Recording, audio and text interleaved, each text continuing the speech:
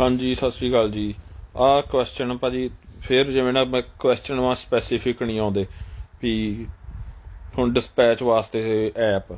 ਹੁਣ ਮੈਨੂੰ ਮੇਰੇ ਮਨ 'ਚ ਇੱਕ ਸਵਾਲ ਆ ਵੀ ਡਿਸਪੈਚ ਵਾਸਤੇ ਐਪ ਚਾਹੀਦੀ ਆ ਜਾਂ ਲੋਡ ਲੱਭਣ ਵਾਸਤੇ ਚਾਹੀਦੀ ਆ।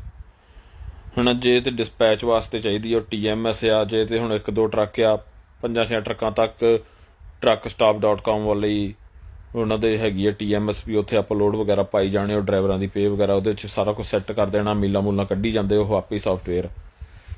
ਉਹੀ ਵਧੀਆ ਵਾ। ਨਹੀਂ ਤੇ ਮੈਨੂੰ ਨਾ ਭੁੱਲ ਗਿਆ, ਇੱਕ ਕੰਪਨੀ ਹੈ ਕੈਨੇਡਾ ਦੀ, ਉਹ ਬਹੁਤ ਵਧੀਆ ਪੰਜਾਬੀਆਂ ਦੀ ਆਪਣੀ ਕੰਪਨੀ, ਉਹ TMS ਵਾਸਤੇ। ਜੇ ਤੁਸੀਂ ਲੋਡ ਲੱਭਣ ਵਾਸਤੇ ਕਿਹਾ ਵਾ, ਡਿਪੈਂਡ ਕਰਦਾ ਤੁਸੀਂ ਕੀ ਚਲਾਉਣਾ। ਜੇ ਡਰਾਈਵ ਐਂਡ ਜਾਂ ਰੀਫਰ ਜਾਂ ਡੈਟ ਦੇ ਉੱਤੇ ਬਹੁਤ ਵਧੀਆ ਲੋਡ ਵਾ। ਹੁਣ ਫਲੈਟ ਬੈੱਡ ਆ ਜਾਂ ਓਵਰਸਾਈਜ਼ ਵਗੈਰਾ ਫਿਰ truckstop.com 'ਤੇ ਵੀ ਹੈਗੇ ਆ। ਹੋਰ ਵੀ ਬੋਰਡ ਹੋਣਗੇ ਅਲੱਗ ਅਲੱਗ ਵੀ ਤੁਹਾਡੇ ਕੋਲ ਹੈ ਕੀ।